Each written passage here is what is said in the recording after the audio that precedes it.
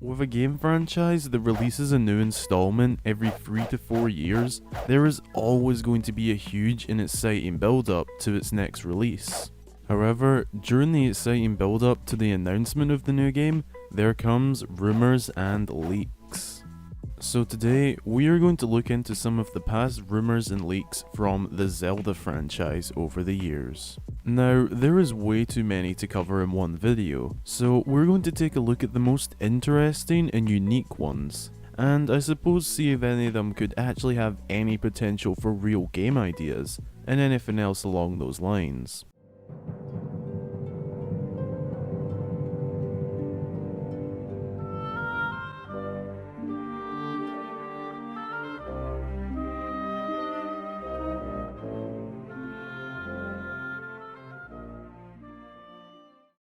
Alright, so the first rumour we are going to look at dates back to 2008, leading up to the eventual announcement of Skyward Sword, which was unveiled as Skyward Sword in 2010 and released in 2011. Well, one day a quote-unquote secret interview took place between IG Aonuma and a mystery person, and this interview was leaked out onto the IGN website. Now, in 2008, there was little to no info on the next Zelda game, other than the fact that it was going to be on the Nintendo Wii. Well, this rumour described a much darker Zelda game, similar to the last home console title, Twilight Princess. This game was also described to be a lot more technologically advanced, which Skyward Sword technically was in some areas. This rumour was titled Valley of the Flood, or The Legend of Zelda Valley of the Flood, and was said to be a prequel to The Wind Waker, and it would tell us the story of what happened just before the Great Flood. This would pretty much be a game based off of the intro to The Wind Waker, as we get to see a sequence of art before we begin our mighty quest in The Wind Waker, and that's exactly what Valley of the Flood was rumoured to be about. A big part of the rumoured story was that the player would be in control of a delusional youth, taking on the role of the hero of time to stop Ganondorf and prevent the Great Flood. Well, as you would imagine, due to it being a false hero, he can't actually save the land of Hyrule, and the game would end with the flooding of the land, creating the Great Sea and the Wind Waker.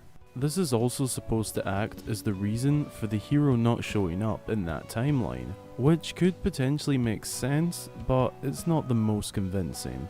So, in all honesty, this rumour isn't half bad. It's shit.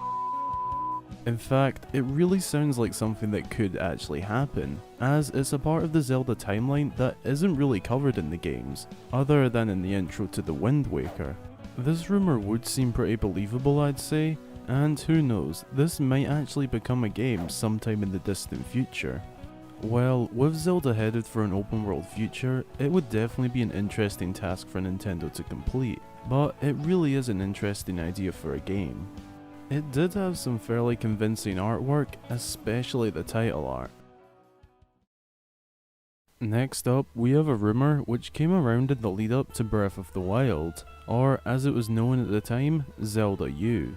Now, this was more on the side of a fake leak, but it definitely drummed up a lot of excitement, as most good looking fake leaks do. Well, until they're debunked by Nintendo, as they shatter the dreams of that fake leaker who sat in their bedroom for hours as they worked tirelessly on that fake leak. So it all started with some blurry images getting shared around the internet, and nowadays a leak that is in a blurry image is often looked at as fake, but back in 2014 it seemed a little bit more believable. This was the title screen image that was leaked, and just from looking at the colours and design of it, you could tell it was supposed to come across as a very, very dark game. Even just the name, Shard of Nightmares, that alone sounds pretty terrifying, and would definitely give fans the idea of a much, much darker game on the way. Now, from the research I did into this leak, I found this image, which seemed to be associated with the original leaked image. As you can see, it does have a sort of Twilight Princess and dark look to it, similar to the Zelda HD tech demo at E3 2011. Nintendo do have a pattern going of showing a darker looking trailer, then releasing a brighter game, like the Wind Waker, to then release the darker tone game afterwards.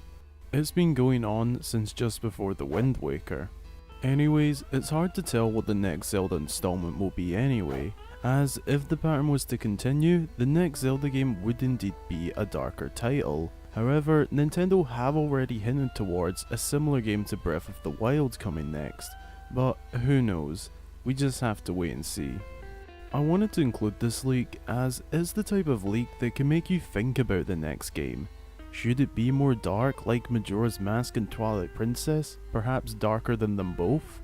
Or stay a bit more peaceful like Breath of the Wild?